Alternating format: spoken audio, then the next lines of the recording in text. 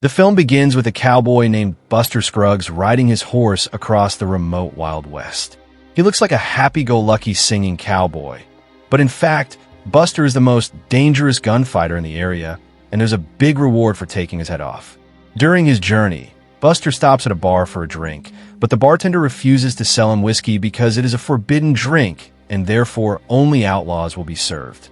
Buster tried to explain that he should not be judged by his clean appearance and chatty demeanor, as he was also an outlaw, but no one believed him, and one cowboy was even ready to fight to kick him.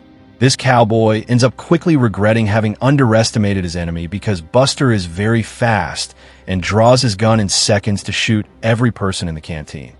Well, what are they drinking? Whiskey's illegal. These outlaws. Oh, whiskey to wash the trail dust off in my gullet. You ain't no outlaw.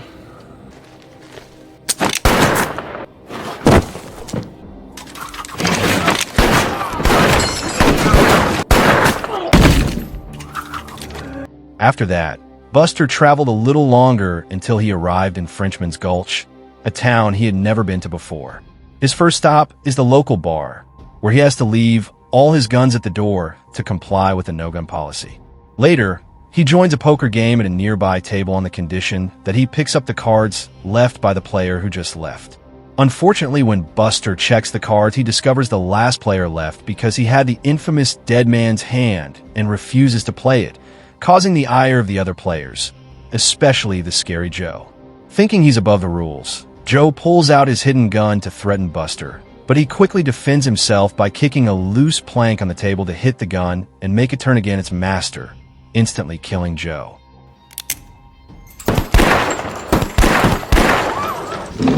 This incident makes thick tension take over the saloon, so Buster starts singing a song he makes up on the spot about Joe, inspiring everyone to sing and dance along.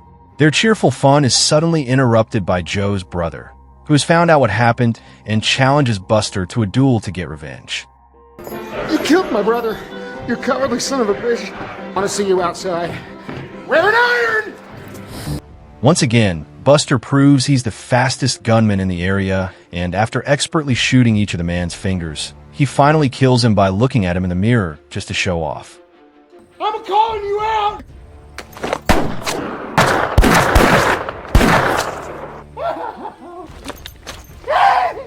You can't be too careful. 5 fingers at a bullet apiece. It's hard to be on the left, but in the mirror it'd be on the right. I ain't got but the 1 bullet left. Sure hope I don't miss. Too fancy. Buster is feeling smug and confident as usual when suddenly another singing cowboy arrives in town. It's the kid who also challenges Buster to a duel. This encounter is even faster than the last one, but this time it's Buster who dies because he finally has found someone faster than him. The young fella with something to prove. You need a count? No, sir.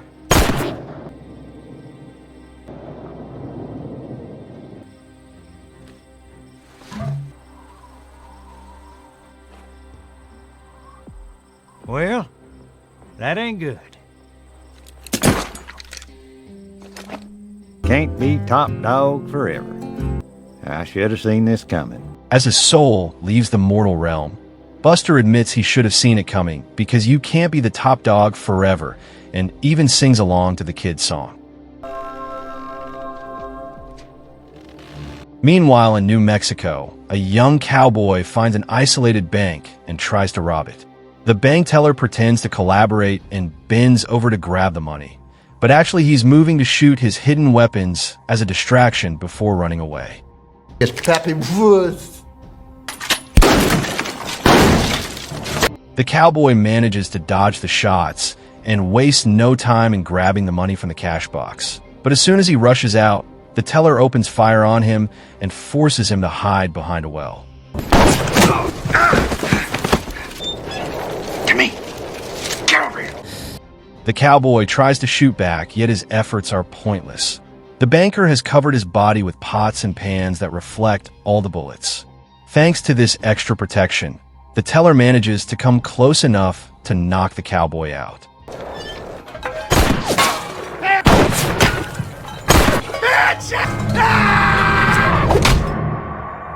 When the cowboy wakes up hours later, He finds himself tied to a tree and his hands tied to the saddle of his horse. It turns out a posse has already found him guilty and sentenced him to death. So this is the cowboy's chance to say his final words. Before the cowboy can say anything, though, they're ambushed by a bunch of Comanche warriors who quickly kill the whole posse, yet leave the cowboy on his horse, thinking it would be funny for him to suffer slowly.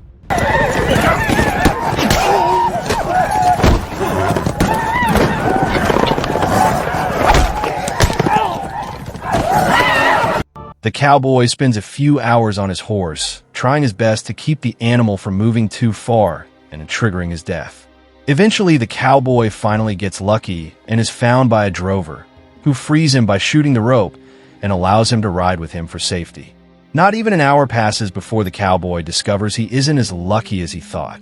The drover is actually a rustler, and when another posse finds them, he rides away while the cowboy gets arrested again. Moments later, the cowboy is taken to town where he's found guilty by the judge and sent to the gallows.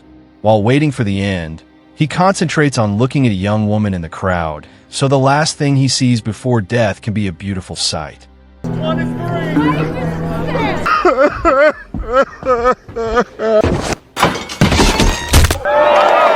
Not far from there, an aging impresario travels with Harrison, a young man with no arms or legs, but with a very beautiful voice that he uses to recite classics from Shakespeare and Lincoln, among others.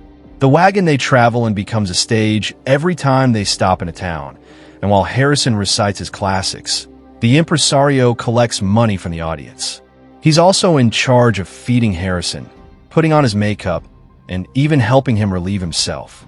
It's a very frustrating and sad life, and the impresario gets more tired of Harrison every day. When they visit body houses, the impresario doesn't even bother to pay for a girl for Harrison too. He leaves him in the same room and turns him around while he has his own fun. This means Harrison still has to hear everything. The further they travel around remote mountain towns, the less interested the audiences are in their little show, and they barely make any money.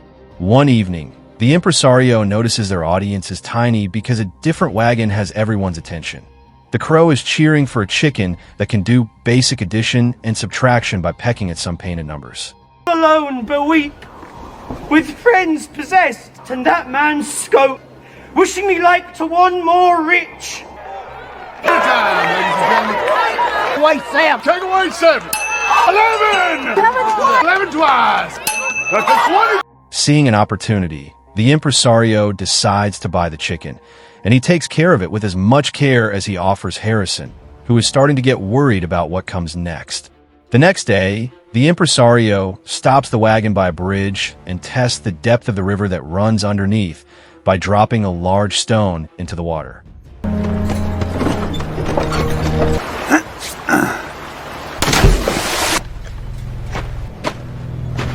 The results are exactly what he needs, and moments later the impresario is back on the road with only the chicken as a passenger in the wagon because Harrison has been pushed into the river as well. Speaking of rivers, there's one running down a mountain where a grizzled prospector has arrived to search for gold. At first his pan only picks up tiny gold specks, but by counting the amount each time, the prospector follows the trail of where he should be digging to find the source.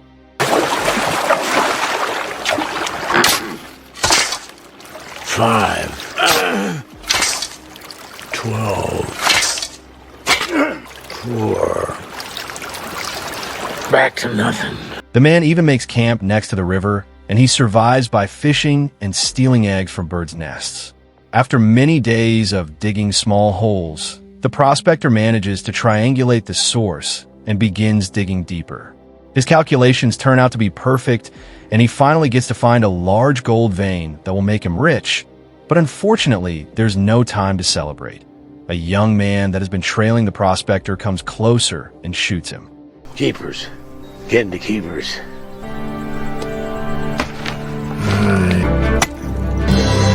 Mother McCree. Hello, Mr. Pocket.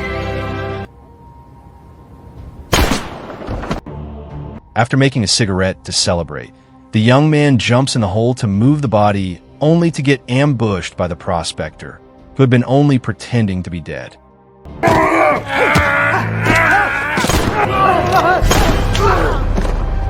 The old man wrestles the guy for his gun and kills him. Let me do all the work. Shoot me in the back.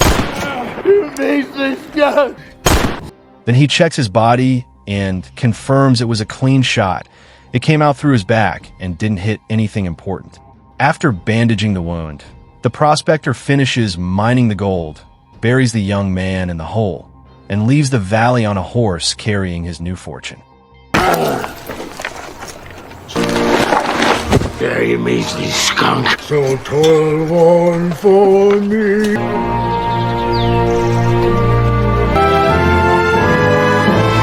In the meantime, siblings Alice and Gilbert have joined a wagon train that is crossing the Oregon Trail.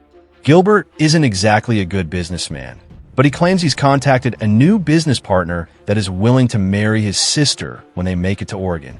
Traveling with him is Gilbert's dog, President Pierce, who is considered extremely annoying by the rest of the travelers because of his constant barking. Shortly after the trip begins, Gilbert goes through a violent coughing fit and dies of what seems to be cholera.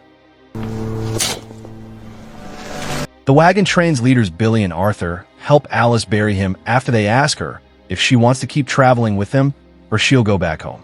Realizing she has nothing to return to, Alice accepts to stay with them to find her luck in Oregon. The next day, Alice receives more bad news. The boy Gilbert hired to lead their wagon claims he was promised a wage of $400 and expects the first half to be paid when they reach the halfway point. Alice doesn't have money, and if her brother did have any, it was left in his coat, which is now buried with him. It's too far away to go back now, so Alice asks Arthur and Billy for advice, and the men point out the wage is insane, definitely higher than usual. Alice thinks it's Gilbert's fault for being an awful businessman, but Billy thinks the boy may be lying. Thus he advises her to ignore him for now, and when they make it to the halfway point, he'll try to scare him into confessing the truth. Since President Pierce keeps being complained about and Alice doesn't want to take responsibility for him because he's not hers, Gilbert also helps hers to get rid of the dog by taking him to the middle of the valley and scaring him off with a shot at the sky. The trip continues without any trouble, and Alice and Billy get to share some time together, discovering they agree on many philosophies. When the hired boy asks for confirmation of his pay, Billy tries to talk to him and fails, so he offers Alice an alternative. Since he's been thinking about retiring from the wagon train for a while now, he asks Alice to marry him. That way he can assume Gilbert's debt and build a home with a proper family. I ask you to marry me. Saddle can take care of me when I am old. Now I suppose it is my turn to think. Of course. Alice is quite shocked to hear this, but she's grown fond of Billy too and accepts the proposal. A few days later, Arthur worries about fresh footprints found in the area and checks on his travelers only to discover Alice is missing. It turns out she heard President Pierce nearby and went to watch him bark at some prairie dogs, leaving the wagon train further than she realized. Arthur finds her and tries to bring her back as quickly as possible, but sadly they aren't fast enough and they get ambushed by a Native American party. Since he has two weapons, Arthur uses one to defend himself and gives the other to Alice, urging her to end things for herself if he gets killed because death is preferable to be captured by the natives, who would put her through terrible, painful punishments.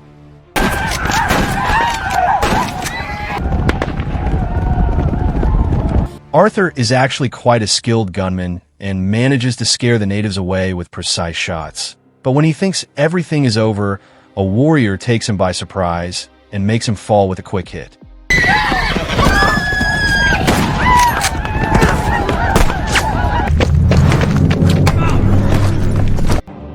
Pretending to be unconscious, Arthur waits for the Native American to come closer and shoots him before returning to Alice's side only to find out the worst news. She also thought he was dead and used the pistol exactly like he told her to. After covering her with his coat, Arthur starts making his way back to the wagon train together with President Pierce while wondering what he's going to tell Billy. Oh, my.